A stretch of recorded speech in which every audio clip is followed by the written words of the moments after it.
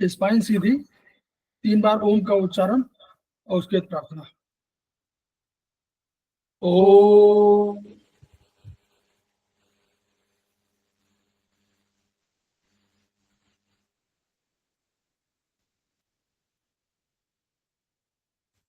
ओम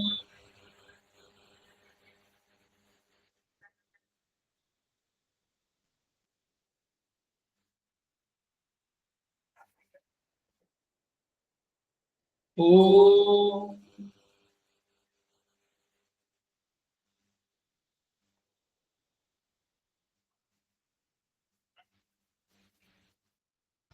वह शक्ति हमें दो दयानिधे, कर्तव्य मार्ग पर डट जाए, पर सेवा पर उपकार में हम निज जीवन सफल बना जाए।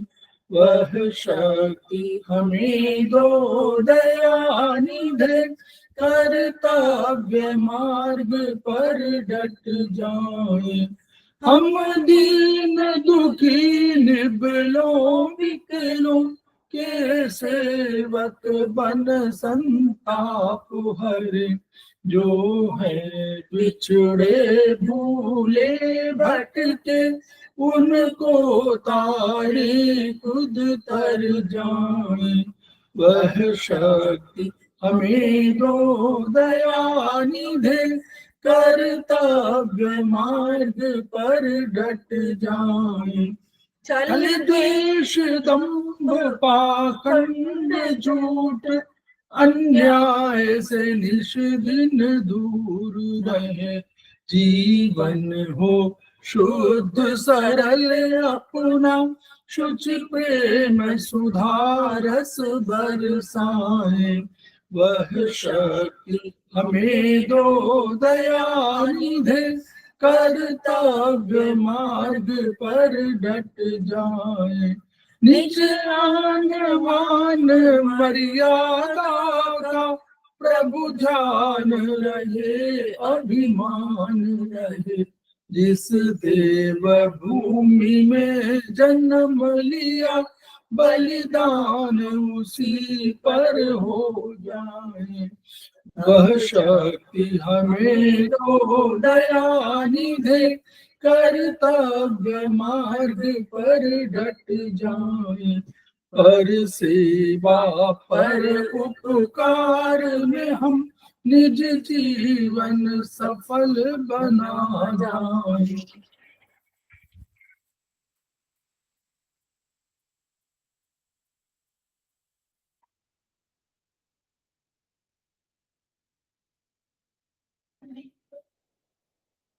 समवाय क्लासेस में आप सभी का स्वागत है। हमारे बीच में श्रीमती वर्षा श्रीवास्तव, उपाध्यक्ष समवाय फाउंडेशन उपस्थित है, उनका स्वागत है। हमारे बीच में प्रतिमा राज जी उपस्थित हैं, सेमेस्टर 1 के स्टूडेंट हैं और समवाय फाउंडेशन के प्रमोटर हैं, उनका स्वागत है। हमारे बीच में सुधा पाठक जी उपस्थित है, सेमेस्टर 4 के स्टूडेंट हैं और आज फैकल्टी भी हैं और हमारे समवाय फाउंडेशन के प्रमोटर हैं, उनका स्वागत है। हमारे बीच में नीतू जैन जी उपस्थित हैं, सेमेस्टर 4 के स्टूडेंट हैं और वो समवाय फाउंडेशन के प्रमोटर भी हैं, उनका स्वागत है। हम लोग प्रणाम, हम लोग समवाय फाउंडेशन के सदस्य हैं और हम लोग एक्यूप्रेशर शोध प्रशिक्षण एवं उपचार संस्थान प्रयागराज से संबद्ध हैं। वहाँ के 3 मनीषियों के हम ऋणी हैं। वे मनीषी हैं ब्रह्मलीन MP खेमका सर और दूसरे आदरणीय JP अग्रवाल सर, जो एपेक्स जो आज वर्तमान में अध्यक्ष हैं, और तीसरे हैं एपेक्स बॉडी के chairman Shri SS Saraf sir. इन 3 मनुष्यों के अतिरिक्त हमने अन्य गुरुओं से भी ज्ञान की शिक्षा और चिकित्सा शिक्षा ग्रहण किया है, उनके प्रति भी हम श्रद्धावनत हैं।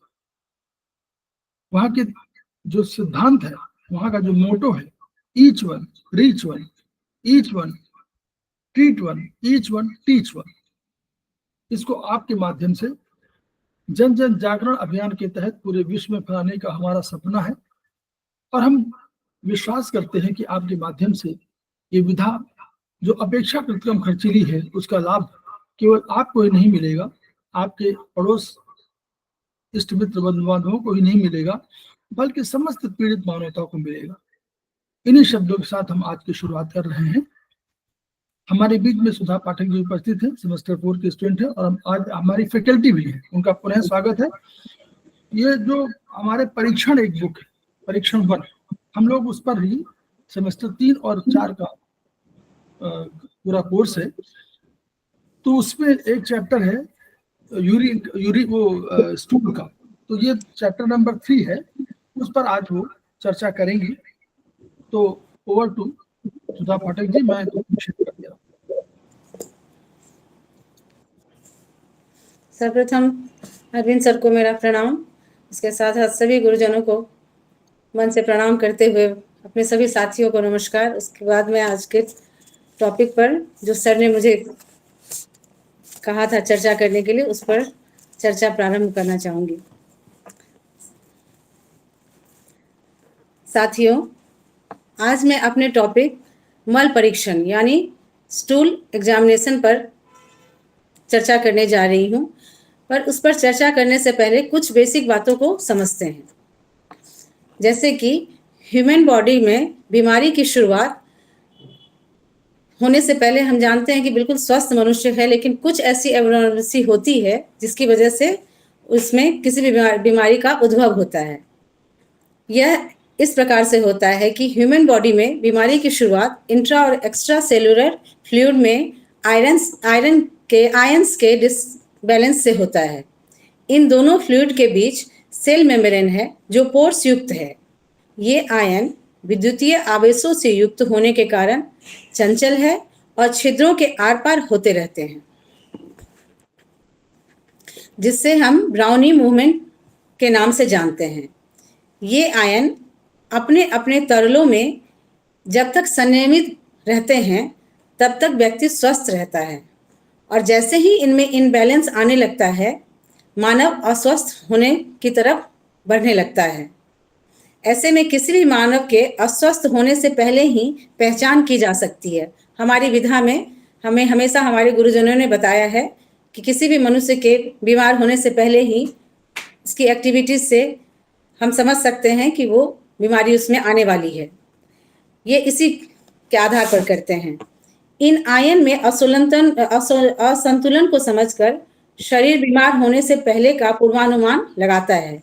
वैसे तो इन आयन का सेल मेम्ब्रेन के आर पार आना जाना एक सामान्य घटना है, जिससे होम्योस्टेसिस भी कायम रहता है। यही घटना कोशिका को जीवित सिद्ध करती है। लेकिन जब किसी भी तरल में एक या अनेक तत्व अनियंत्रित एकत्र होने लगते हैं तो यह शरीर में बीमारी होने का संकेत देता है। इस स्थिति को सेल सिकनेस के नाम से जानते हैं। यह बताता है कि हमारे शरीर का बचाव तंत्र कमजोर हो गया है, जिसे मेडिकल टर्म में इम्यूनिटी वीक हो जाना कहते हैं। मानव शरीर में सामान्यतया जल, कार्बनिक तथा अकार्बनिक तत्व रोग उत्पन्न होने की सूचना देते हैं, जिसमें कार्बनिक तत्व में glucose, protein, lipid, hormones, vitamin, urea, uric acid, creatine, bile pigment, toxins, haemoglobin इत्यादि आते हैं। तो वहीं अकार्बनिक तत्व में sodium, potassium, iron, copper, arsenic, mercury, oxygen, CO2, nitrogen, ammonia, iodine, phosphate और बाइकार्बोनेट इत्यादि आते हैं। अब जब तक कोई इंसान रोगग्रस्त हो चुका है, उसके बीमारी का पता हम परीक्षण या इन्वेस्टिगेशन के माध्यम से करते हैं। रोगी के रोग के निदान में परीक्षण का महत्व दूसरे स्थान पर है, जबकि बहुत सारे चिकित्सक रोगी की फिजिकल एग्जामिनेशन और हिस्ट्री देखकर ही इलाज करते हैं। परीक्षण के अंतर्गत टिश्यू बायोप्सी से ऑर्गन के बीमारी का पता करते हैं। क्रॉनिक बीमारी में परीक्षण का अत्यधिक महत्व है। जैसे किसी रोगी को किसी दवा से एलर्जी हो, किसी ऑर्गन में किसी लेवल का इन्फेक्शन हो, इन सब का पता परीक्षण से चलता है। ह्यूमन में बीमारी का सटीक जांच के लिए तरह तरह का परीक्षण किया जाता है, जैसे blood test, protein test, urine test और स्टूल टेस्ट। इसके अलावा भी और बहुत सारे टेस्ट हैं। अब इसके बाद इतना सब जानने के बाद अब हम अपने टॉपिक पर आते हैं। साथियों, जब हम स्टूल या मल की बात करते हैं तो इससे पहले हमें भोजन और भोजन में पचने के बाद लास्ट में न्यूट्रिटिव एलिमेंट का पोषक तथा अनुपयोगी भाग, जिसे हम मल कहते हैं, बनने के बारे में थोड़ा मैं उस पर प्रकाश डालना चाहूंगी, जिसमें है पाचन संस्थान के अंतर्गत यानी डाइजेस्टिव सिस्टम के अंतर्गत मुंह लार ग्रंथि, oesophagus, stomach, duodenum, spleen, pancreas, liver, small intestine, large intestine आते हैं। डाइजेस्टिव सिस्टम के में विभिन्न खाद्य पदार्थ भोजन को पचाकर इस रूप में बदलता है कि शरीर उनका उपयोग ऊर्जा एवं वृद्धि या ग्रोथ के लिए कर सके। जब हम फूड को मुंह में डालते हैं और मुंह के द्वारा चबाया जाता है तो उसके दौरान मुंह के आजू बाजू में मौजूद लार ग्रंथि से लार निकलकर उसमें मिलता है।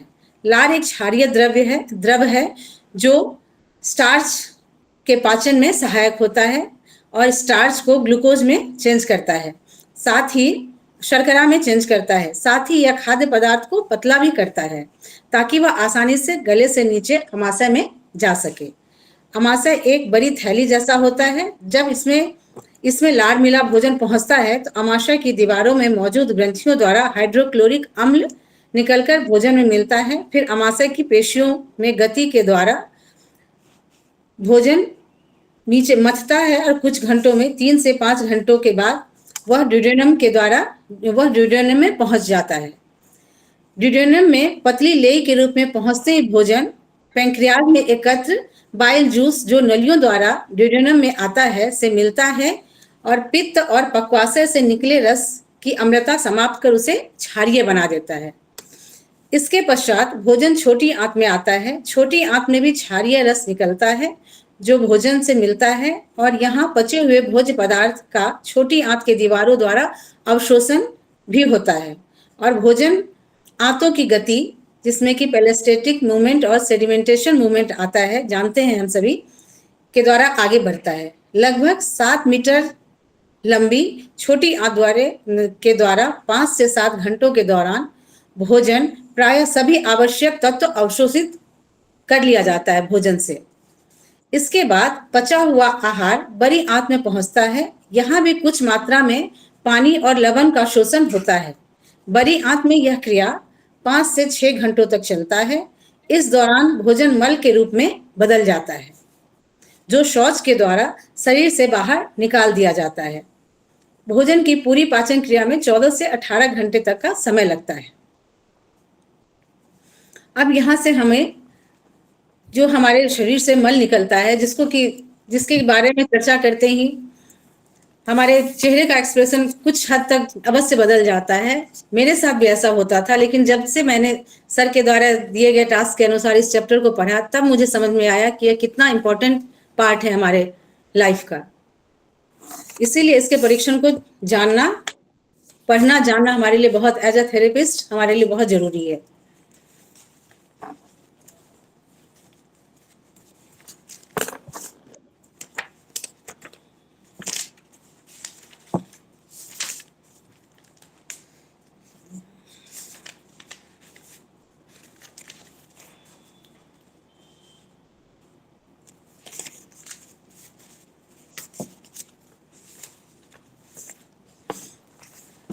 अब मल पाचन तंत्र द्वारा उत्सर्जित भोजन का वह अनुपयोगी भाग है जो या तो पच न सका या पचने के पश्चात शोषित या एब्जॉर्ब नहीं हो सका।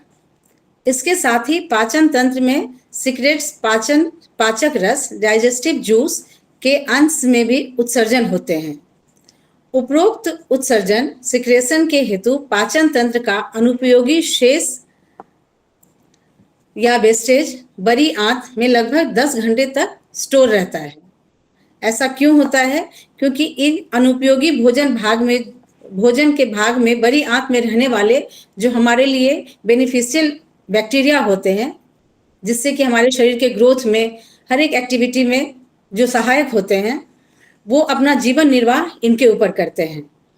जिसमें 1-2 बैक्टीरिया जैसे लैक्टोबैसिलियस, ल्यूकोनोस्टाक स्पीसीज गुड बैक्टीरिया की श्रेणी में आते हैं। ये बदले में शरीर को उपयोगी विटामिन जैसे विटामिन के, B12 उपलब्ध कराते हैं। स्वस्थ व्यक्ति द्वारा उत्सर्जित मल का अब हम कंपोजिशन जानते हैं।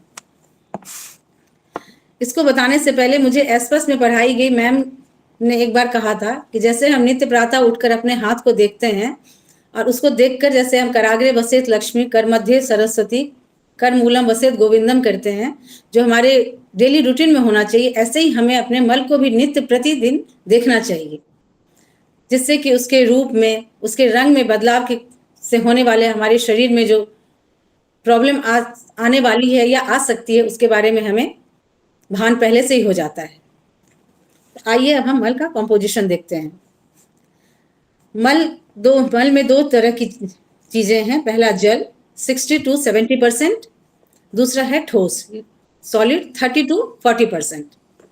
ये ठोस वही होते हैं जो हमारे भोजन के द्वारा गए हुए जो ऐसे चीजें होते हैं जिसका कि उपयोग हमारे शरीर में नहीं होता है, जिसको बड़ी आंत के द्वारा पूरी तरह से एब्जॉर्ब करके, न्यूट्रिटिव एलिमेंट एब्जॉर्ब करके बड़ी आंत के द्वारा हमारे शरीर से बाहर कर दिया जाता है। इसमें अकार्बनिक तत्व हैं सोडियम, जैसे कि मैंने पहले बताया था, सोडियम, पोटेशियम इत्यादि। और कार्बनिक तत्व में है प्रोटीन, जिसका अमाउंट जो पाया जाता है 1.7 ग्राम पर डे, फैट 6 ग्राम पर डे, और कार्बोहाइड्रेट के रूप में cellulose 2 to 4 gram per day, glucose 0.2 to 0.5 gram per day, और जो जैसे बताया था कि गुड बैक्टीरियाज होते हैं वो 25 to 40 ग्राम पर डे होते हैं। अब हम जब भी कोई चीज होता है उसमें गुण अवगुण दोनों ही चीज होती है, ऐसे ही मल के हम गुण और अवगुण दोनों को देखते हैं। इसकी मात्रा होती है 80 to 150 ग्राम पर डे, जिस क्वांटिटी होती है जिसको कि नापना और ये देख लेना पॉसिबल नहीं है। एक अनुमानतः बताया जाता है कि इतना बीच होता है तो वह स्वस्थ व्यक्ति का मल हुआ। मल की मात्रा जो परीक्षण हेतु सप्लाई किया जाता है उस पर आधारित मल की मात्रा का अनुमान नहीं लगाया जा सकता है, अतः सप्लाइड मात्रा के आधार पर समुचित या कम स्कैंटी आंका जा सकता है। मतलब इनफ है या कम है उसको हम एक अनुमान के आधार पर ही समझ सकते हैं। मेल एब्जॉर्प्शन सिंड्रोम या मेल डाइजेशन के रोगी में मात्रा बढ़ जाती है, जैसे डायरिया के टाइम में। इसके गंध पर आते हैं। मल में मौजूद एडोल या स्कॉटोल के कारण दुर्गंध होता है, क्योंकि ऐसा तो कुछ भी नहीं खाते हैं, फूड तो ऐसा कुछ भी कंज्यूम नहीं करते इसमें इतनी ऐसी बदबू हो, तो इन बदबू का कारण होता है मल में मौजूद एडोल और स्कॉटोल। इन दुर्गंधित तत्वों की मात्रा मांसाहारियों में अधिक होने की वजह से उनका मन अधिक दुर्गंध देता है। कॉन्स्टिपेशन के रोगियों में दुर्गंध अधिक होती है। पैंक्रियाज से संबंध रोगों में प्रोटीन का डाइजेशन प्रॉपर नहीं हो पाने के कारण इन रोगियों में मल बड़ी ही सड़ी हुई बदबू या मस्टी स्मेल देता है। इसके बाद कार्बोहाइड्रेट का डाइजेशन न होने पर अम्लीय गंध आता है।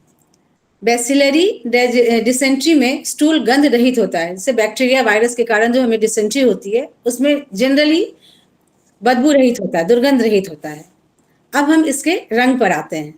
जैसे अगर हल्का भूरा नॉर्मल हुआ, स्टूल का अगर कलर नॉर्मल ह्यूमन बीइंग में हल्का भूरा है तो वो सामान्य हुआ। इसके अलावा कैनारी येलो, जो जैसे कि बच्चे जनरली दूध पर ही सर्वाइव करते हैं, उनके स्टूल का कलर कैनरी येलो होता है, जिनका भोजन दूध है। गहरा भूरा यानी जो मांसाहारी भोजन लेते हैं उनके स्टूल का कलर डार्क ब्राउन होता है। और आंतों में अधिक मरोड़ के कारण हरा, पीला या हरा स्टूल देखने को मिलता है। इसके अलावा जब भी लीवर में बाइल का फ्लो ढंग से नहीं हो पाता है तो ऐसे में ऑब्स्ट्रक्टिव जॉन्डिस होता है, जिसके कारण पॉटी का कलर या स्टूल का कलर मिट्टी के कलर का होता है। इसके अलावा पीला फीका या एस्टेरियोहोरिया, जिसमें कि वसा का सही ढंग से एब्जॉर्प्शन नहीं हो पाता है, जिसके कारण भोजन का कलर होता है फीका पीला। इसके बाद होता है स्टमक में ब्लीडिंग, मेलेनिया, जिसमें कि काला या कोलता डार्क टेरी होता है स्टूल का कलर। इसके अलावा भूरा या लाल जब लार्ज इंटेस्टाइन में हेमोरॉइड्स या कोई ब्लीडिंग होती है, कैंसरस होता है, तब होता है। अब हम मेन आते हैं कंसिस्टेंसी पर। सामान्य में जहाँ स्टूल की कंसिस्टेंसी पिचकने लायक होती है, हल्का दबने लायक होती है, वहीं पर जब डायरिया होता है तो सेमी फ्लूइड होता है। इसके अलावा कॉन्स्टिपेशन के केस में हमें हार्ड स्टूल होता है। इसके अलावा एक और सिचुएशन है जब डिहाइड्रेशन प्लस कॉन्स्टिपेशन साथ होता है, तो ऐसे में बहुत ही टाइट गुठली जैसा स्कैरबेला के टाइप का पॉटी होता है। इसके अलावा जब हमें एक्सेस म्यूकस के साथ स्टूल में एक्सेस म्यूकस का स्राव होता है, तब चिकना होता है। वाटरी मोशन में जब कालरा हो, किसी पेशेंट को कालरा हो तो उसका स्टूल वाटरी मोशन का होता है।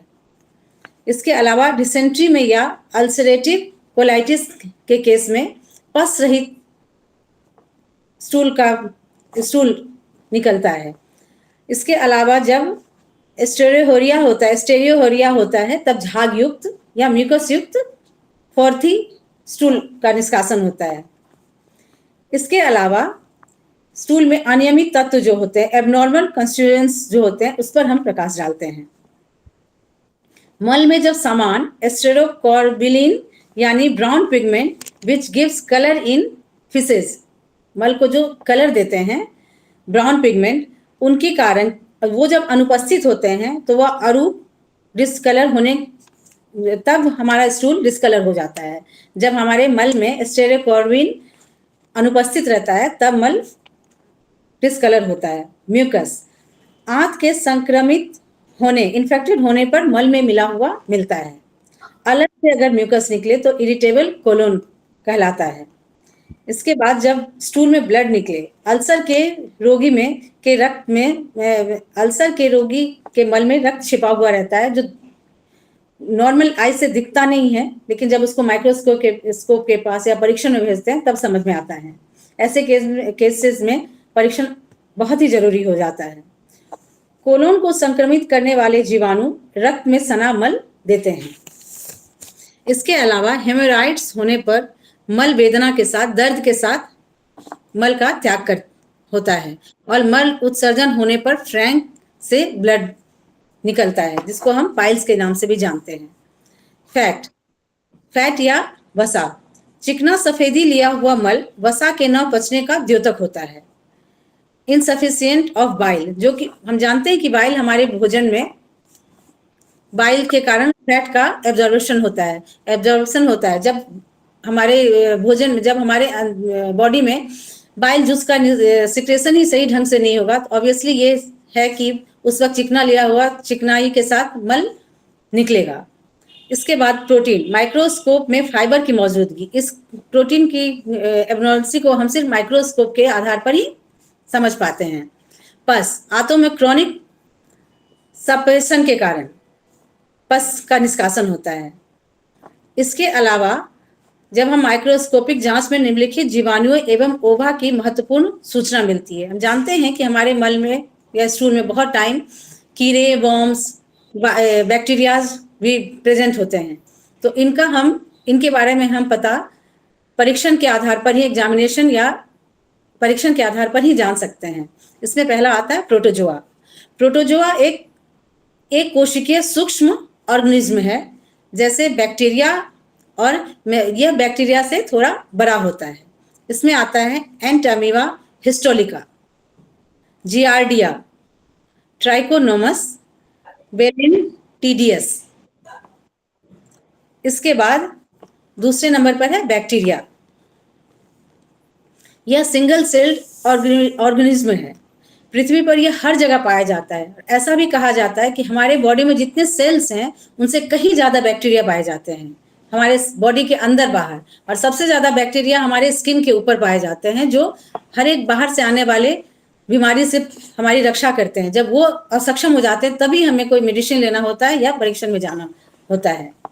इसमें सबसे पहला जो गुड बैक्टीरिया होते हैं, इसे बोलते हैं इसेचेरिया कोलाई। बड़ी आंतों में बहुतायत में मौजूद होते हैं। यह अनपचे भोजन में सामान्यतः कार्बोहाइड्रेट उपयोग करके एसिड एवं गैस उत्पन्न करता है। अधिकतर यही नॉन ऑफेंसिव गैस व्यक्ति मल के साथ बाहर उत्सर्ज करता है। सामान्यतः यह जीवाणु शरीर को विटामिन देता है, गुड विटामिन, यह विटामिन प्रोवाइड कराता है गुड बैक्टीरियाज। किंतु किन्हीं दवाओं के प्रभाव से डायरिया की दशा में इनकी संख्या कम होने पर रोग उत्पन्न होने लगते हैं। जब हम एंटीबायोटिक्स लेते हैं बॉडी में तो जनरली ये गुड बैक्टीरिया को इफेक्ट करता है, जिसकी वजह से हमारे शरीर में इनकी संख्या कम होती है। इसके अलावा अन्य पैथोजेनिक बैक्टीरिया भी पाए जाते हैं, जिनमें है एंटोबैक्टर एरोजेंस, गैंग्लिन बेसिलाई, बैक्टीरिया फ्रेजिलिस, कोकाई। इन जीवाणुओं की पहचान हेतु कल्चर या स्टूल कल्चर या परीक्षण एग्जामिनेशन कराना पड़ता है।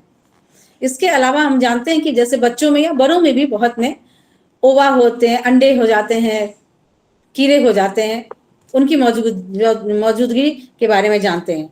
आंत में मौजूद केचुए वॉर्म्स के अंडे मल उत्सर्ज होते रहते हैं ताकि मिट्टी जल के साथ किसी अन्य स्वस्थ व्यक्ति को संक्रमित न कर सके, जिसमें आते हैं थ्रेड वर्म या इंटेरोबेसस वेमिकुलरेसिस, दूसरा है राउंड वर्म या एस्केरिस, तीसरा है हुक वर्म या एकाइलोस्टोमा। इसके बाद है टेप वर्म या पेनिया। उसके बाद आता है विब वर्म या ट्राइकुरा। अब हम आगे देखते हैं मल परीक्षण के संदर्भ में निम्नलिखित दशाओं में हमें मल परीक्षण अवश्य करनी चाहिए। जैसे पाचन तंत्र संबंधित समस्त समस्याओं में यह परीक्षण अवश्य करवा लेना चाहिए। इस परीक्षण की रिपोर्ट पाचन तंत्र की अंधी 10 मीटर लंबी गुफा में अनियमित दशाओं का ज्ञान कराती है। इसके बाद मल परीक्षण की रिपोर्ट निगेटिव आने के बावजूद चिकित्सक को 1 हफ्ते के अंतराल पर अगले 2 टेस्ट पुनः करवाने की अनुमति देनी चाहिए। रक्त की कमी, वर्म की मौजूदगी, लीवर की कमजोरी, पाचन या शोषण की कमी या रक्तस्राव होने पर रक्त की कमी हो जाती है। भूख न लगना, अपच, इंडाइजेशन या एक्लोहाइड्रिया, अल्सर। ऐसे समय में यह कंडीशन जहां के स्टमक में अन्य डाइजेस्टिव ऑर्गन में गैस्ट्रिक सिक्रेशन कम होता है। लीवर या पैंक्रियास संबंधित रोग, बाइल जूस अवरोधक, कब्ज, पाचक जूस की कमी, आंतों की निष्क्रियता, म्यूकस की कमी। उसके बाद है विषाक्तता, पॉइजनिंग, जैसे लेड, आर्सेनिक, मरकरी या यूरेनिया। इसके बाद अब हम ये जानते हैं कि आखिर हमें स्टूल एग्जामिनेशन की जरूरत क्यों होती है। जब इसके आधार पर हम जान पाते हैं कि गैस्ट्रोइंटेस्टाइनल डिसऑर्डर को जानने में मदद करता है। Diarrhoea, dysentery, constipation, parasitic infection, peptic ulcer जैसे सार्किनोमा, मेल एब्जॉर्प्शन, जीआईटी, ब्लीडिंग यानी बैक्टीरियल इन्फेक्शन एक्सेट्रा में हमें स्टूल परीक्षण की जरूरत होती है। स्टूल परीक्षण जीआईटी ट्रैक के बारे में तो कहते ही हैं, साथ साथ इससे हमें लीवर और पैंक्रियाज के एबनॉर्मल होने का भी पता चलता है। जैसे हम सभी जानते हैं कि लीवर से बाइल जूस बनकर बाहर आता है, जो हमारे भोजन के डाइजेशन में मदद करता है। तो इसके कारण सही ढंग से डाइजेशन नहीं होगा अगर लीवर में कोई प्रॉब्लम होगी। सही डाइजेशन नहीं होने के कारण शरीर में बहुत प्रकार की एबनॉर्मलिटी हो जाती है। और अगर पैंक्रियाज की बात करें तो एक एंजाइम होता है जो पैंक्रियाज से सीक्रेट्स होता है, जिसे ट्रिप्सिन कहते हैं, जो हमारे शरीर में प्रोटीन के डाइजेशन में हेल्प करता है। अगर वहाँ ट्रिप्सिन के सिक्रेशन नहीं होगा तो हमें यह पता लग सकता है स्टूल टेस्ट के मार्फत से कि पैंक्रियाज या लिवर में कोई प्रॉब्लम है। साथियों, अगर इस टॉपिक पर यानी स्टूल टेस्ट को हम आयुर्वेदिक एक्यूप्रेशर की नज़र से देखें तो इसके बारे में इसको हम इस तरह से ब्रीफ कर सकते हैं। हम जानते हैं कि हमारे शरीर में वात, पित्त और कफ 3 शक्ति हैं जो एबनॉर्मल होने पर दोष के रूप में भी प्रकट होती हैं। ऐसे ही स्टूल के सेंस में जब हम देखें तो अगर शरीर में वात का कोप हो तो स्टूल टूटा हुआ सामने आता है। इसके अलावा वात और पित्त के प्रकोप से मल या स्टूल बंधा हुआ होता है, पीला या काला होता है। इसके अलावा कफ पित्त के प्रकोप से स्टूल काला या सफेद होता है। इसके आगे क्रॉनिक पेशेंट में स्टूल बदबूदार या नीला होता है। और जब वातादि दोष से मल, जब वात दोष से ये रहता है, इन्फ्लुएंस रहता है, तब मल धूमिल होता है। तीक्ष्ण अग्नि वाला मल सूखा होता है। ये तो हुई आयुर्वेद के हिसाब से। और उसके बाद जब हम चाइनीज एक्यूप्रेशर के अकॉर्डिंग पढ़ते हैं तो हमें सुषमा मैम ने बहुत अच्छे ढंग से स्टूल वाले टॉपिक पर पढ़ा रखा है, जो बहुत कुछ मिलता है इस वात पित्त कफ के अकॉर्डिंग। जैसे शौच के बाद रोग का बढ़ना, वो बताता है डिफिशियंसी टाइप। शौच के बाद रोग का घटना वह एक्सेस टाइप ऑफ को बताता है। तीव्र कब्ज के साथ प्यास और जीभ पर पीली सूखी परत, यह हमें heat in stomach and intestine बताता है। इसमें हमारी बुक में ट्रीटाइज 7 में बहुत अच्छे प्रोटोकॉल्स भी दिए हुए हैं। फिलहाल हम उन पर नहीं जाते हुए सिर्फ स्टूल के बारे में ही बातें करते हैं। जैसे बुजुर्गों में कब्ज होता है, वो है डिफिशियंसी ऑफ ब्लड। प्रसव के बाद महिला को कब्ज होना, वो है डिफिशियंसी ऑफ ब्लड। इसके बाद बिल्कुल टूटा टूटा और बहुत टाइट पॉटी ये दिखाता है स्टेग्नेशन ऑफ लिवर की। हीट इन इंटेस्टाइन, मल सूखा ना हो फिर भी मल की त्याग ना हो, या स्टेग्नेशन ऑफ लिवर की दिखाता है। कब्ज के साथ पेट में दर्द, deficiency of Yang causing internal cold दिखाता है। इसके बाद जब डायरिया होता है तो उसमें बहुत तरह से, जैसे हीट बढ़ जाना, कोल्ड बढ़ जाना, फिर किडनी यांग डिफिशियंसी, किडनी यांग डिफिशियंसी को बताता है। इंटरनल कोल्ड इन इंटेस्टाइन को बताता है। ह्यूमिड हीट इंटेस्टाइन बताता है। ह्यूमिड हीट स्प्लीन की डिफिशियंसी को बताता है। हीट कहाँ बढ़ा हुआ ये बता रहा है। स्प्लीन और स्टमक की डिफिशियंसी को बताता है, या स्प्लीन कोलैप्स को बताता है, स्प्लीन की डिफिशियंसी को बताता है। तो अभी तक हमने जो देखा, क्या लिवर की स्टेग्नेशन को बताता है, ह्यूमिड हीट इन स्प्लीन बताता है। तो हमने देखा कि एक स्प्लीन, एक स्टूल एक ऐसा शब्द या एक ऐसा टॉपिक जिसके बारे में जनरली हम बात नहीं करना चाहते हैं, जब हम इस पर बात करने लगे तो ये कितना हमारे शरीर के लिए जरूरी है इसका निकल जाना, या इसका सही ढंग से एक्सक्रेशन होना बॉडी से। क्योंकि जैसे सर भी हमेशा बताते रहते हैं कि उपवास करके तो हम रह सकते हैं, लेकिन अगर हमारे शरीर से मल का निष्कासन नहीं हो तो इस कंडीशन में हमारे शरीर में तरह तरह की बीमारियां एक्यूमुलेट होते रहेंगी। तो उम्मीद है कि इस चैप्टर पर चर्चा करके हम मल की उपयोगिता जो सही ढंग से हमारे शरीर से निकले, इस पर मैं कुछ प्रकाश डाल पाई होंगी सर। बहुत बढ़िया, थैंक यू सर। बहुत आया। और जो सारे चीजों बहुत को, अच्छा सुधा, बहुत सी क्लास थी। Thank you. सारी चीजों को जो है समराइज कर दिया ना। बिल्कुल सर, बहुत बढ़िया चैप्टर, बहुत बढ़िया गया ये वाला। और ऐसे ही सब लोगों को सीखना, सब किताबों में लिखा हुआ है उसी को हम लोगों को ले आना है और उसी से ज्ञान प्राप्त करना है। तो सिंपल ये है कि जैसे स्टूल में कहा, ट्रीटमेंट पर बताता है कि कहाँ ट्रीटाइज 7 में आप पढ़िए, उसमें जहाँ पर मल वाला चैप्टर है उसको पढ़िए पूरा, आपको सब मिल जाएगा। इसके अलावा आप जो आयुर्वेद पढ़ना चाह रहे हैं तो आयुर्वेदिक एक्यूप्रेशर पढ़िए, वहां मिल जाएगा।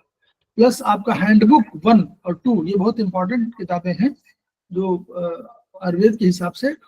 इसमें हम लोगों को जो करना चाहिए नॉर्मली, ये हम लोग बताया गया कि हमको इन्फेक्शन दूर करना है। तो पहला इन्फेक्शन, यही सब इन्फेक्शन ना, बैक्टीरिया वगैरह सब इन्फेक्शन है, तो इनको 0 to 9 हम लोग जानते हैं। तो हमारे पास सबको मालूम है कि जहां पर अगर आयुर्वेद की बात करेंगे तो हम 0 to 9 रेट करेंगे, कहाँ पर, स्टमक में, एलआई में, एसआई में, इसमें जरूर करेंगे। प्लस यूबी में भी करना चाहिए, क्योंकि आप बाहर जाते हैं तो यूबी में भी आप करिए साथ में, क्योंकि यूरिन से भी जुड़ा हुआ है। नंबर 1। नंबर 2, आपको लगता है कि ये एंटीबायोटिक हम लोग इसको बोलते हैं, अगर ये एंटीबायोटिक काम न कर पा रही हो तो हमको इससे स्ट्रॉन्ग एंटीबायोटिक की तरफ जाना चाहिए। उसमें हम लोग को 3 टोन फोर्स रेट करना चाहिए, क्योंकि 3 जो है अग्नि है, वो हमको बढ़ाएंगे तो वो बैक्टीरिया को जलाएगी, और 4 हमारा कम कर, बैक्टीरिया के फंक्शनिंग के लिए जरूरी है, जनरली जरूरी है कि उसका 3 और 4 दोनों, क्योंकि जब जाड़ा गर्मी होता है, जाड़ा और वो क्या कहते हैं बारिश और अग्नि होती है, तभी वो बैक्टीरिया पनपता है। तो हम लोगों को 3-4 को अलग कर देना, 3 को टोन, 4 सेडेट। तो ये हम लोग स्ट्रॉन्ग एंटीबायोटिक के रूप में यूज करें। प्लस अगर आयुर्वेद में आप जाए और भी, तो आप केवल ब्लैक कलर लगा लेंगे तो भी काम चलेगा। ब्लैक कलर कहाँ लगा लेंगे? एसआई में लगा लीजिए। हमको मालूम है एसआई कहाँ है, एलआई कहाँ है, स्टमक कहाँ है और यूबी कहाँ है। प्लस हम लोगों को एक और बताया गया है चाइनीज में कि हम लोगों को जी क्लेफ्ट पॉइंट और ऑर्गन सोर्स पॉइंट, तो इनके सारे जो भी जिसके भी आप करना चाहते हैं, एलआई, एसआई, स्टमक और यूबी, इन सब में जी क्लेफ्ट पॉइंट को जो है सिलेक्ट करिए और ऑर्गन सोर्स पॉइंट को टोन कर दीजिए। तो उससे भी हम लोगों को ये चिकित्सा इस तरह हो जाएगी।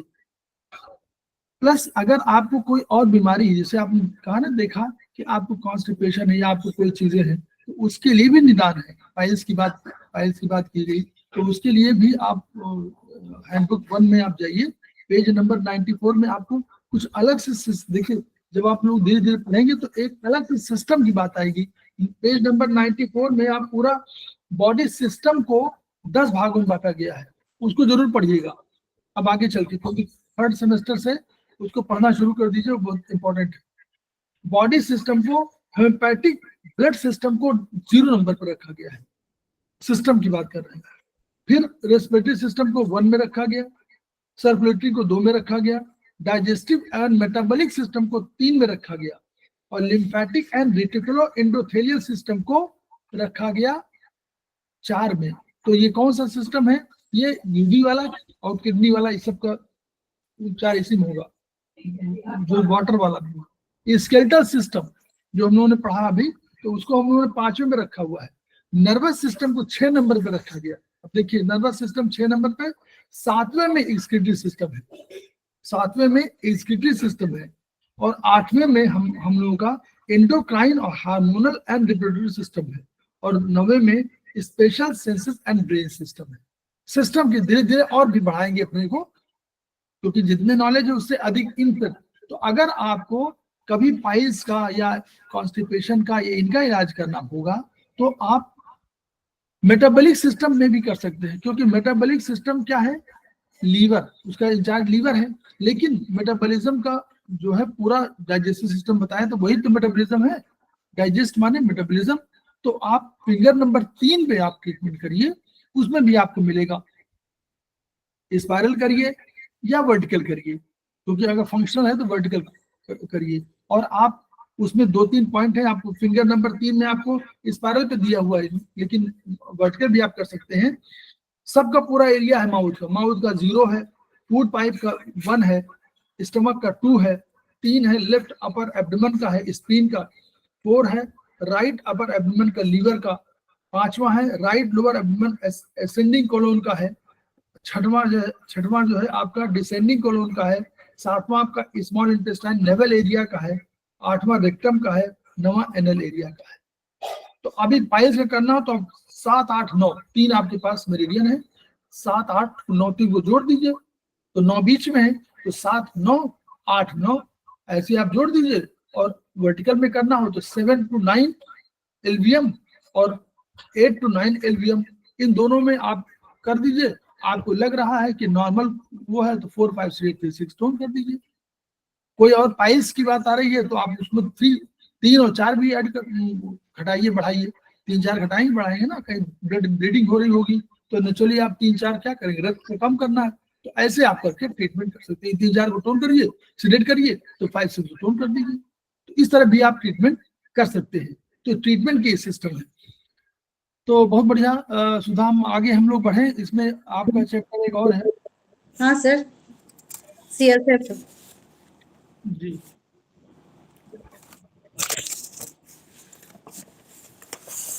साथियों, अब हम अपने अगले चैप्टर की तरफ बढ़ते हैं, जो परीक्षण बुक में चैप्टर 13 सेरिब्रो स्पाइनल फ्लूइड की इन्वेस्टिगेशन या एग्जामिनेशन है।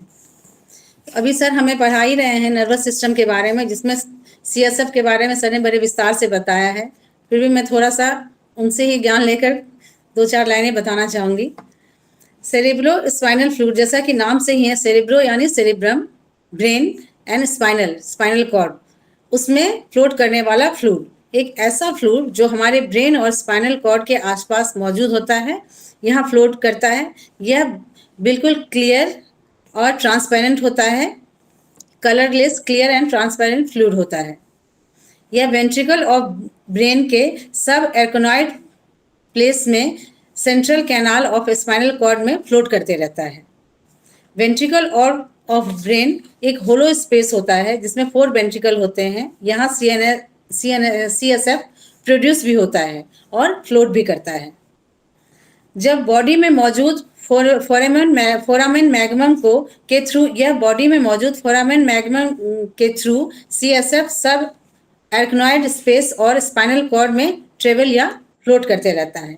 इसमें 3 मैनेजेस में प्रोटेक्टिव लेयर होता है जो कि ब्रेन और स्पाइनल कॉर्ड को प्रोटेक्शन प्रदान करता है। इसके बीच में यह CSF फ्लोट करते रहता है। सेरिब्रो स्पाइनल फ्लूइड मानव शरीर में बाह्य कोशिका एक्स्ट्रा सेल्युलर फ्लूइड का अंग है जो मस्तिष्क की कैविटी, सेरेब्रल वेंट्रिकल्स तथा स्पाइनल कॉर्ड की central canal of spinal cord में प्रवाहित होते रहता है। इस तरह का फॉर्मेशन सेरिब्रल वेंट्रिकल की छत पर मौजूद आर्टेरियल कोरोइड प्लेक्सस या एंडीमायल सरफेस के सेरिब्रल वेंट्रिकल एर्कनॉइड मेम्ब्रेन एवं आंशिक मात्रा में मस्तिष्क के टिश्यूज द्वारा होता है। यह 500 ± 20 मिलीलीटर प्रतिदिन इसका संश्लेषण होता है जो क्रेनियम स्थित वेनस साइनस द्वारा रक्त प्रवाह में वापस चला जाता है। इस तरल का अपना दाब या प्रेशर है 130 ± 10 मिलीलीटर जल या 10 ± 2 मिलीलीटर मरकरी। इस तरल का कंपोजिशन है सामान्यतः यह साफ और ट्रांसपेरेंट होता है। इसमें जल की मात्रा सर्वाधिक होती है जो होता है 98.5% और ठोस, चूंकि यह ब्रेन और स्पाइनल कॉर्ड में फ्लोट करते रहता है तो ठोस तो इसमें ज़्यादा हो नहीं सकता है, इसलिए बहुत ही मिनिमम क्वांटिटी में सॉलिड होते हैं और वो भी अधिकतर स्पाइनल कॉर्ड वाले एरिया में ही फ्लोट करते रहते हैं। ब्रेन में इनका पहुंचना बहुत ही रेयर ही हो पाता है, जिसमें ठोस होता है 1.5%। इसमें अकार्बनिक तत्व होते हैं 9 ग्राम और कार्बनिक तत्व 0.6 ग्राम होते हैं, जिसमें ग्लूकोज होते हैं। कार्बनिक तत्व में ग्लूकोज 40 to 80 मिलीग्राम % होता है, प्रोटीन 10 to 40 मिलीग्राम होता है और WBC होता है। और कार्बनिक तत्व में जितने भी कार्बनिक तत्व वो सभी इसमें मौजूद होते हैं। सभी जो CSF में मौजूद होते हैं, एक्स्ट्रा सेलुलर फ्लूइड में जो मौजूद होते हैं, सारे कार्बनिक तत्व इसमें भी मौजूद होते हैं। इसमें अधिकांश मस्तिष्क एवं स्पाइनल कॉर्ड संबंधित रोगों का निदान CSF की जांच से निश्चित कर लिया जाता है। यह एक बहुत ही इम्पॉर्टेंट चीज हमारे बॉडी का है जिसको कि हम जनरली नहीं छेड़ते हैं जब तक कि इसकी जरूरत हमें रेयर ना पड़े या बहुत बड़े बड़े बीमारियों की जरूरत ना पड़े।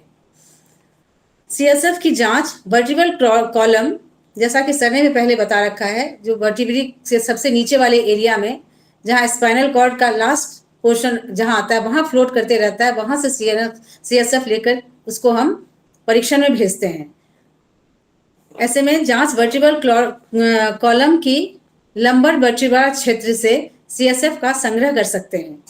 CSF का दाब, कंपोजिशन एवं रक्त कोशिकाओं की मौजूदगी महत्वपूर्ण सूचनाएं देती है। जब परीक्षण में इसको भेजते हैं तो किसी भी बीमारी का पता लगाने के लिए इसके कंपोजिशन, रक्त कोशिकाओं की इसमें मौजूदगी और इसका जितना प्रेशर होता है उसके आधार पर हम इन्वेस्टिगेशन करते हैं। इंक्रीज्ड इंट्राक्रेनियल प्रेशर, इस स्थिति में रोगी को सिर दर्द, उल्टी जैसी शिकायतें बनी रहती हैं। यह सिर दर्द गर्दन में बढ़ सकता है। CSF की जांच से पूर्व नेत्र के अंदरूनी जांच ऑफ्थाल्मोस्कोप कर लेना चाहिए। सेरेब्रल ट्यूमर तथा सेरेब्रल एब्सेस के रोगी में CSF दाब अवश्य बढ़ा मिलता है, किंतु CSF निकालना उसकी मौत का कारण हो सकता है। जैसे कि मैंने बताया कि नॉर्मल किसी छोटी मोटी बीमारी में इस रिस्क लिया ही नहीं जाता है, डॉक्टर रिकमेंड ही नहीं करता है, प्रिस्क्राइब ही नहीं करते हैं इस टेस्ट के लिए। इसके बाद है मेनिंजियल इरिटेशन। जैसा कि मैंने पहले कहा था कि हम ये मेनिंजेस के बीच में यह CSF फ्लोट करते रहता है। रोगी की गर्दन अकड़ी हुई, नेक रिजिडिटी, हेड रिट्रैक्शन, शरीर पीठ की ओर मुड़ा हुआ, बॉडी एक बैकवर्ड, ये लक्षण CSF की जांच हेतु उपयुक्त होते हैं। प्यूरुलेंट मेनिंजाइटिस अर्थात रक्त मिला पस पैदा करने वाली मेनिंजाइटिस मस्तिष्क एवं स्पाइनल कॉर्ड के आवरण में है, में CSF तरल की पारदर्शिता नहीं होती है। ट्यूबिड प्रोटीन की मात्रा अत्यधिक बढ़ी हुई, ग्लूकोज तथा क्लोराइड की मात्रा सामान्य से कम या न्यूट्रोफिल कोशिका की संख्या 1000 to 5000 पर क्यूब mm तक मिलती है। दूसरा है ब्रेन एबेसिस अर्थात मस्तिष्क के किसी भाग में पस पड़ने की स्थिति में CSF में सब कुछ सामान्य रहता है, सिर्फ न्यूट्रोफिल एवं लिम्फोसाइट कोशिका की मात्रा सामान्य से अधिक 6 to 800 पर कुन पर mm होती है। ट्यूबरकुलर मेनिंजाइटिस अर्थात मस्तिष्क आवरण की ट्यूबरकुलोसिस के रोगी में CSF में ग्लूकोज एवं क्लोराइड की मात्रा सामान्य से कम होती है और मुख्यतः लिम्फोसाइट कोशिकाएं 10 to 500 पर कुन mm होती है। इंसेफेलाइटिस अर्थात मस्तिष्क ऊतकों का संक्रमण, एक तरह से इंसेफेलाइटिस सर मस्तिष्क का फीवर होता है ना? हाँ फीवर, हाँ बहुत बड़ा, मतलब जो उसका सिम्टम है वो फीवर है, लेकिन वो इन्फेक्शन बहुत बड़ा है। Yes sir. अर्थात मस्तिष्क ऊतकों का संक्रमण वायरस की स्थिति में CSF में प्रोटीन की मात्रा सामान्य से अधिक एवं लिम्फोसाइट की संख्या 10 to 100 तक होती है। पॉलीमाइलाइटिस के रोग में पोलियो के रोग में ग्रस्त बच्चे CSF में प्रोटीन की मात्रा सामान्य से अधिक होती है एवं न्यूट्रोफिल की संख्या 10 to 500 तक होती है। सेरेब्रल थ्रोम्बोसिस के रोगी में CSF में प्रोटीन की मात्रा सामान्य से अधिक मिल सकती है और लिम्फोसाइट की संख्या 0 to 20 तक मिलती है। इस रोग को सेरेब्रल हेमोराइड से डिफरेंशिएट करना आवश्यक है, चूंकि इलाज इसका बिल्कुल उल्टा होता है। सेरेब्रल हेमोराइड्स की स्थिति में मस्तिष्क की रक्त वाहिनी फटने से पैदा होती है बीमारी।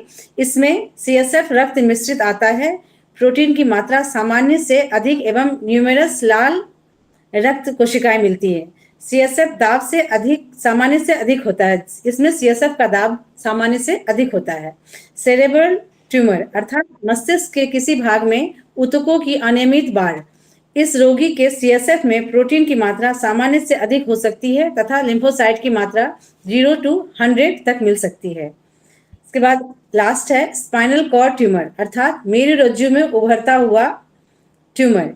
इस रोगी में CSF में प्रोटीन की मात्रा सामान्य या कुछ अधिक होती है। लिम्फोसाइट की संख्या 0 to 20 पर कुन mm से अधिक नहीं होती। उपरोक्त उदाहरण से स्पष्ट है कि अधिकांश मस्तिष्क संबंधी रोग में CSF की रिपोर्ट लक्षणों के साथ मिलने पर ही रोग निदान संभव है। जो सेरेब्रल थ्रोम्बोसिस और हेमरेज की बात कही गई है, यस सर। तो वही बहुत बढ़िया। हेमरेज जो है हमेशा, हेमरेज माने कोई चीज फट रही है, तो हेमरेज माने कोई चीज जो आप जिससे वेसल से जा रही है कोई चीज वो फट गई, तो वो हेमरेज कहलाएगी। और थ्रोम्बोसिस माने जब बीच में रक्त प्रवाह कोई हो रहा है तो कहीं कोई थक्का बन गया, कोई क्लॉट बन गया, वो थ्रोम्बोसिस टाइप की है। तो इसलिए थोड़ों में अंतर है। एक में क्या है, वेसल टूट जाती है, तो वेसल टूट गई जो बाहर चला गया। थ्रोम्बोसिस में रक्त में ही कोई चीज हुई, वहीं पर कोई थ्रोम्बस बन गया। थ्रोम्बस माने क्लॉट, क्लॉट को थ्रोम्बस को एक ही मानिए, ठीक है।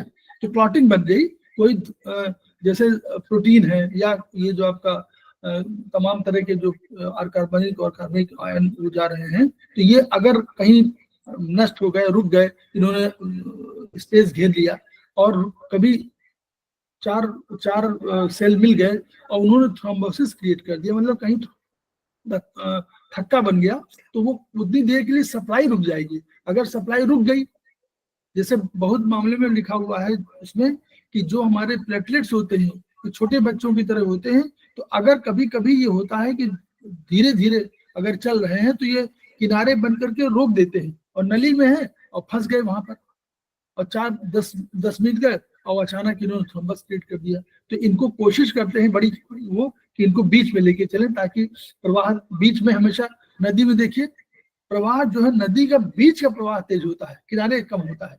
ऐसे ही जो कोई भी वेसल होगी, कोई भी आर्टरी होगी, उसमें बीच में प्रवाह अधिक होगा। इसी तरह जमीन पे अगर ऊपर से नीचे देखें तो नीचे बिल्कुल सतह पर अगर जाए तो वहां प्रवाह कम होगा, ऊपर जाएंगे तो प्रवाह अधिक होगा। तो इसलिए ये सिद्धांत है फिजिक्स का कि कोशिश ये होती है कि रक्त प्रवाह में बीच में है तो थ्रोम्बस नहीं बन पाता, लेकिन अगर साइड में कहीं कुछ हो गया तो थ्रोम्बस बन जाता। तो थ्रोम्बोसिस का इलाज नेचुरली अलग होगा, इसमें हेमरेज में उसमें थक्का को फैलाना है, तोड़ना है, ब्रेक करना है, या इसको रोकना है, दोनों में अंतर है, यही है। लेकिन ये आप समझ लीजिए कि बहुत सीएसएफ माने सीएसएफ बीमारी थोड़ा सा गंभीर बीमारी है। कारण ये है कि ये पोषण दोनों काम कर रहा है, प्रोटेक्शन भी दे रहा है और न्यूट्रिशन भी दे रहा है। ऐसा नहीं कि न्यूट्रिशन भी दे रहा है, न्यूट्रिशन कम दे रहा है, बात दूसरी है, लेकिन न्यूट्रिशन भी देता है और प्रोटेक्शन देता है। प्रोटेक्शन देता है कि आपका पूरा शरीर, जो आपका ब्लड वो है, क्या कहते हैं, ब्रेन, इसका भार ही बहुत कम मालूम पड़ता है, जबकि उसका 1500 ग्राम भार है, लेकिन वहां बहुत 50 ग्राम भार का मालूम पड़ता है। तो वो क्योंकि जल में जब कभी किसी तरल में आप रहते हैं तो आपका भार कम हो जाता है। उछाल का सिद्धांत है ना, आर्किमिडीज का सिद्धांत है, तो उछालता है तो उसकी वजह से भार कम हो जाता है। तो ब्रेन आपको हमेशा वैसे बहुत भारी है लेकिन वैसे हल्का महसूस होता, नहीं तो भार महसूस होता, इसलिए उसको तरल में रखा गया है। तो चारों तरफ सीएसएफ है और ऊपर से लेकर ऐसे यूं चलता है। आप देखिए, अगर इसको अंकित करना चाहें किसी रूप में तो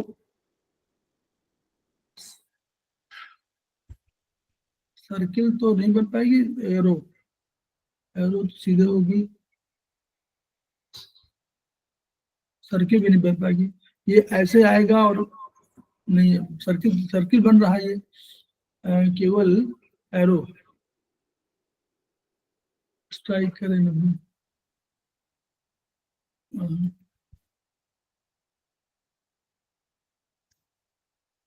ये आएगा और ऊपर से जैसे ब्रेन से क्यों चलता है और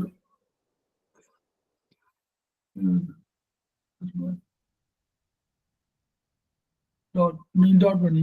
एनीवे, बहरहाल ऊपर से मैं बता रहा हूँ, ऐसे जैसे ऊपर ब्रेन है तो ब्रेन के चारों तरफ ये शुरू हुआ, फिर अंदर गया स्पाइन से नीचे, फिर नीचे उतरा और ये चारों तरफ से घिरता हुआ ऊपर से चला गया नीचे, ये उसके वो है। तो ये तीनों तरफ से 3 कवरिंग है। सबसे अंदर जो कवर कर रही है वो पाया मैटर है, PIA, पाया मैटर, सबसे अंदर वाली जो बिल्कुल अटैच रहती है किसी भी उससे, चाहे वो ऊपर ब्रेन से हो और चाहे स्पाइनल कॉर्ड से हो, बिल्कुल अटैच रहती है। पाया मैटर और दूसरा आर्कनाइड मैटर, उनके बीच में एक स्पेस होता है, उस स्पेस में CF भरा रहता है। यानी पाया मैटर और आर्कनाइड मैटर के बीच में एक स्पेस होता है, उसमें भरा रहता है सुरक्षित। पाया, फिर आर्कनाइड मैटर के बाद फिर एक स्पेस होता है और फिर ड्यूरामैटर होता है। तो ड्यूरामैटर और ड्यूरामैटर में दो, ब्रेन में 2 उसके सिस्टम होते हैं, बाहरी वाले उसके, एक अंदरी। तो बाहरी इसलिए कि वो वहां पर हड्डी है तो उसको और प्रोटेक्शन दिया जाता है ऊपर से, तो 2 लेयर हो जाती है ड्यूरामैटर की।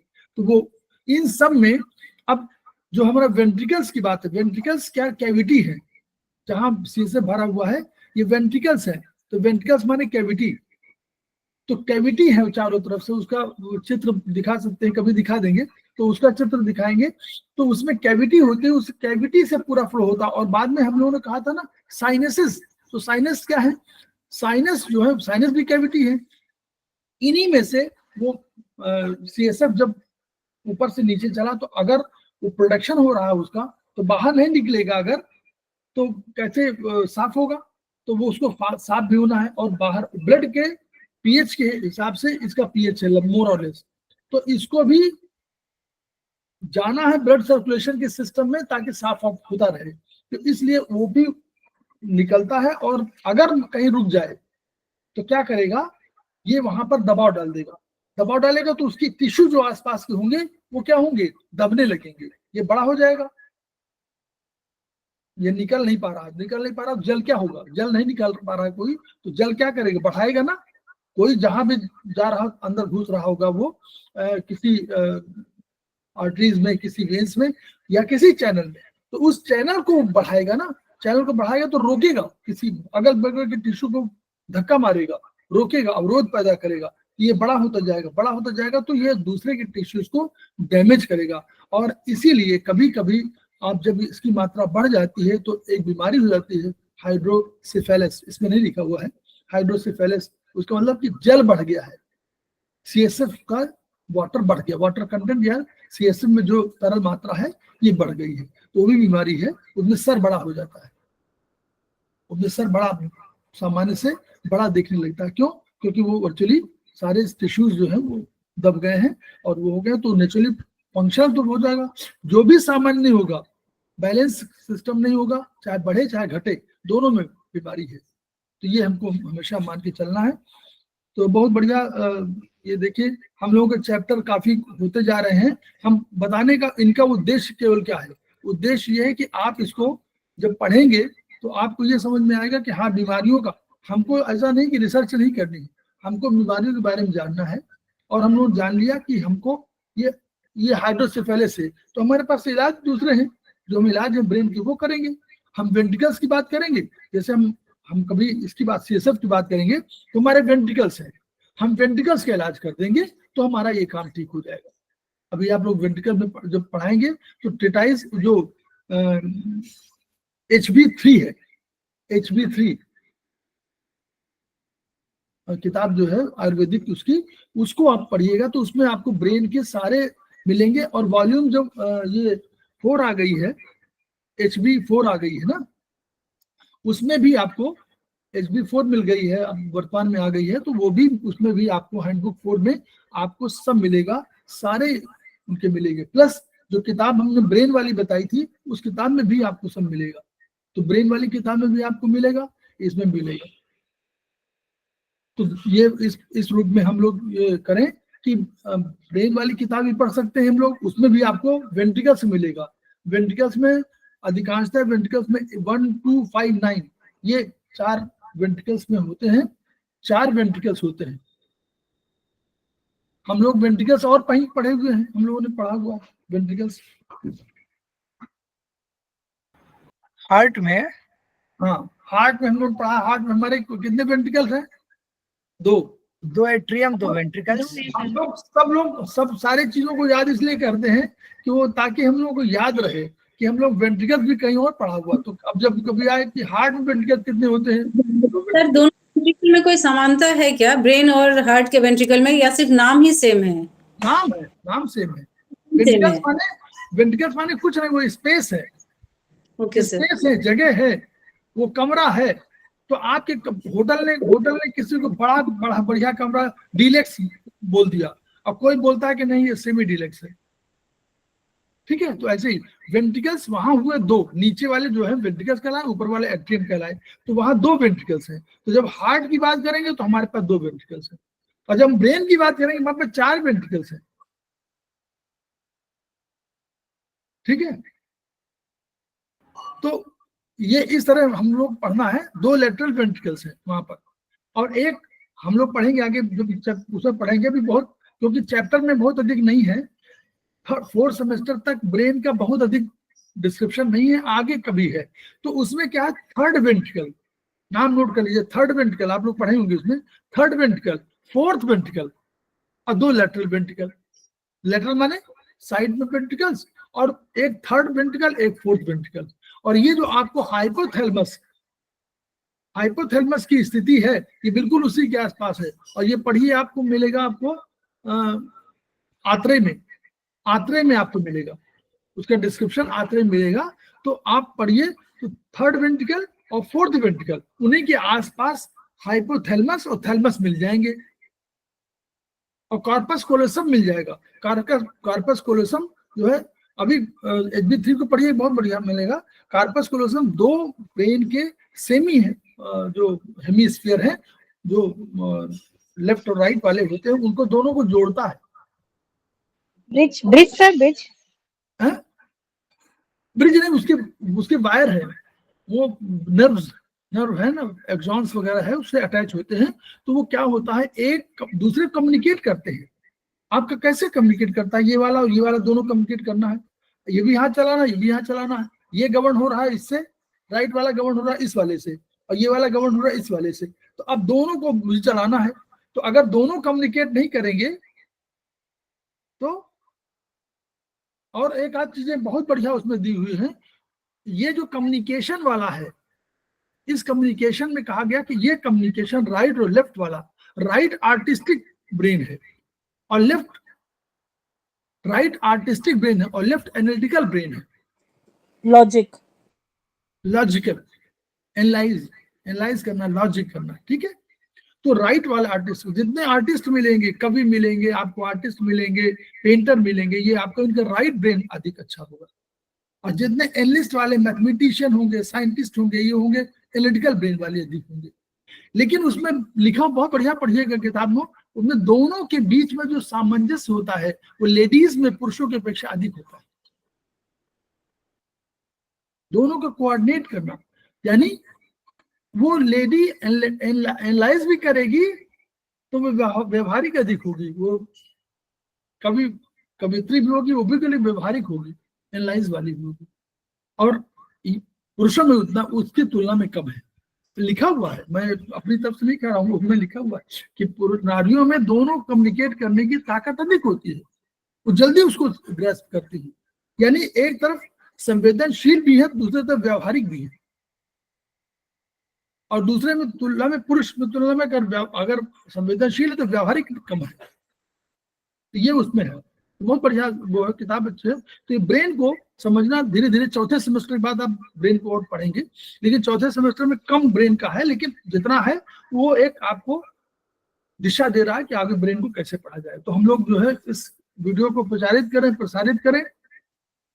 चैप्टर ये हम लोग ने पढ़ा, और बहुत कितना है, ज्यादा कितना होगा, ये कम ही तो सर समझ में नहीं आ रही ब्रेन ज्यादा होगा तो सर और नहीं समझ में आएगा नहीं, समझ में सब आएगा। ऐसा है, आपको जब से आपने दो साल हुआ, 2 साल भी नहीं हुआ, अभी 2 साल नहीं हुआ ना, तो 1.5 साल में आपको कुछ समझ में आया कि नहीं आया? समझ में आ गया कि कास्ट क्या है, समझ में आ गया कि आकाश क्या है, समझ में आ गया आकाश को हम करना है तो क्या करना, हमको आ गया कि हम अगर हमको 0 to 9 रीड करना है तो हमको कहाँ करना, आ गया कि नहीं आ गया? ये कहाँ से आया? इसके पहले तुम जानते भी नहीं थे, हम भी नहीं जानते थे। 0 to 9 रीड हम जानते, कोई हमको बोल देता 0 to 9 रीड तो हम बैठे रहते, तो मेरा ब्रेन पकड़ ही नहीं पाता ना, क्योंकि उसने सीखा ही नहीं है। अगर अपने बच्चे को आप नहीं बताएं कि कुत्ता है या वो शेर है, तो शेर में वो कुत्ते में अंतर नहीं, शेर को भी जाकर उसी तरह पकड़ लेगी जैसे कुत्ते को पकड़ ले रहा है कि नहीं? भाई जो जंगल में रह रहे थे, तो है ना हमारे कौन, दुष्यंत जी के बेटे, शकुंतला दुष्यंत तो बेटे भरत, तो भरत क्या कर रहा था, वो कह रहा था जबड़े में गिरूं, क्योंकि वो शेर के बगल में खेल रहा था, तो नेचुरली उसको जब वो तो कुत्ता समझ रहा है उसको। तो ये अंतर आप कराते हो, जब आप कहते हो कि शेर से डरना चाहिए तो वो डरना सीखता है, नहीं तो डरे नहीं। आप खुद ही कहते हो ना डरो, वो शेर है। सर मेमोरी की बात है, कल मैं गया था छतनाग, परसों, वहाँ मैं 65 years old lady first semester में है रेगुलर, और 71 year old person first semester में रेगुलर। मैं दोनों लोगों से मिला था और उनकी इच्छा शक्ति देखा। 65 एंड 71 ईयर ओल्ड, एक लेडी एंड मेल, और दोनों लोग पूरे मन से शाम के प्रोग्राम में, वो महिला तो इतनी एग्रेसिव थी कि यंग बच्चे क्या होंगे, इतने एग्रेसिव थे। मैं छतनाग गया था परसों, क्या बात है मैंने 65 प्लस वो कैसे हूँ चल रही थी, और पूरा थैला वैला लेके और डिस्कस कर रही थी। नए बच्चों से जो 25 ईयर्स ओल्ड है। सर आपके मोटिवेट होकर आए होंगे। एग्जाम्पल तो यही सब बनाते हैं ना। मोटिवेट क्या, एक्चुअली मैं ट्रीटमेंट पर्पज से गया था, मुझे भी थोड़ी दिक्कत है, तो वहां देखने से तो मोटिवेशन मिलता ही मिलता है। जिस एज की बात कर रहे हैं सर, वो तो सच में मोटिवेट करने वाला ही है। हाँ, वो दोनों लोग थे। और दूसरा एक और एज- मोटिवेशन एज बीमारी केवल वाला देखिए, शेयर कर दूं, 1 मिनट सर। हाँ एक महिला मिली मुझे दिल्ली की, जो मुजफ्फरपुर के रहने वाली है, मैं उनको देख के आया, मिल के आया। उनका ब्रेन का 2 बार ऑपरेशन हो चुका है दिल्ली में, और अप्रैक्स जेपी अग्रवाल सर ने पूछा कि कितना खर्चा आया, तो वो तो नहीं बता पा रही थी, लेकिन और लोगों ने बताया उनके साथ कि अप्रैक्स 40 लाख खर्चा हो चुके हैं। और उनका विजन अभी ऑपरेशन के कुछ दिन बाद 0 हो गया। तो मेरी मिसेज में उनसे बात कर रही थी, वही चीज पता चला। और she is approx 50 years old, not more than this, 45 to 50। और 1 हफ्ते से वहीं एडमिट है, और उनका राइट विजन आ गया था, और वो देख रही थी। इसके पहले उनको कोई पकड़ के बाथरूम टॉयलेट ले जा रहा था, और वो अब अपने से बैठी थी और डिस्कस कर रही थी। मैं वहां बैठा था सर के सामने।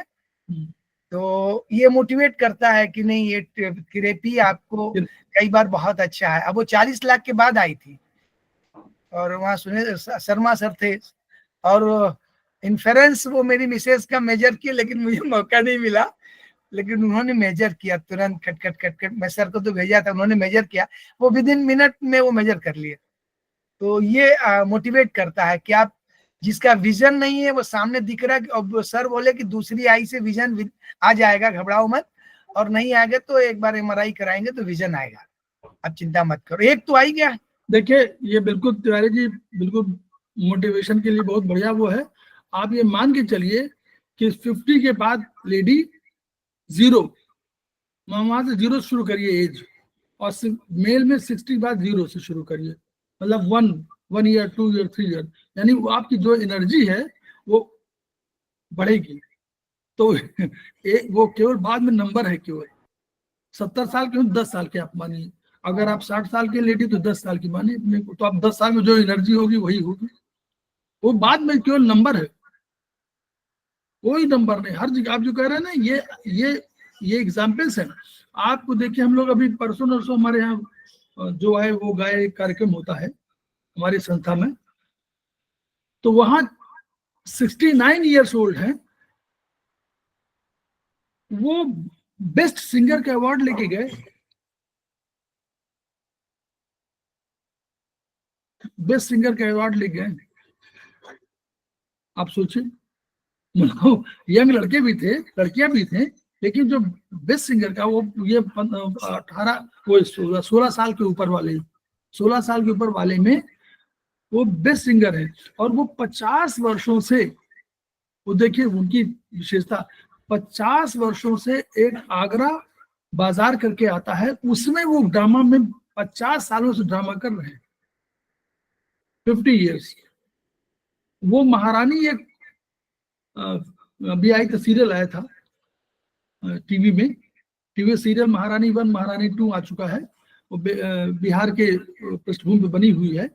तो महारानी 2 में जो वो विधानसभा अध्यक्ष बने हुए वो थे पुरुषोत्तम लाल जी, और वो सिंगर। हाँ, ये इस एज में भी करना सब, बल्कि वो जो मेल थे वो बड़े शांति से बैठे थे। मैं 2 बार पूछा, लेकिन जो इसलिए ऐसा मत सोचिए कि कोई एज कुछ नहीं, एज मत सोचा करिए। तो हम लोग वीडियो को प्रसारित करें और ये बताएं कि हमारी विधा कितनी अच्छी है। नंबर 1 नंबर, हम लोग बताएं कि जो ज्ञान हम अर्जित कर रहे हैं BHD के माध्यम से, उसका हम प्रयोग करेंगे कहाँ पर, आयुर्वेदिक में, और हम चिकित्सा में, और हमारे जो हमारी TCM है उसमें, ट्रेडिशनल चाइनीज मेडिसिन में, उसमें करेंगे, सुजोग करेंगे। हम लोग मिक्स यूज करते हैं, हम लोग सुजोग, डॉक्टर वॉल, सबको मिक्स करके हम लोग ट्रीटमेंट कर रहे हैं, क्योंकि हमारे दायरे बढ़ते जा रहे हैं। तो इसको करने से हम लोग का ये होगा कि हम लोग जो और लोग हैं उनको मोटिवेट करेंगे, उनका ट्रीटमेंट कर पाएंगे, और ट्रीटमेंट कर पाएंगे तो हमारी विधा बढ़ेगी, और तभी सपना पूरा होगा, each one reach one, each one treat one, each one teach one. इन्हीं शब्दों के साथ हम लोग अभी 2 मिनट का विराम लेते हैं, फिर हम लोग आते हैं।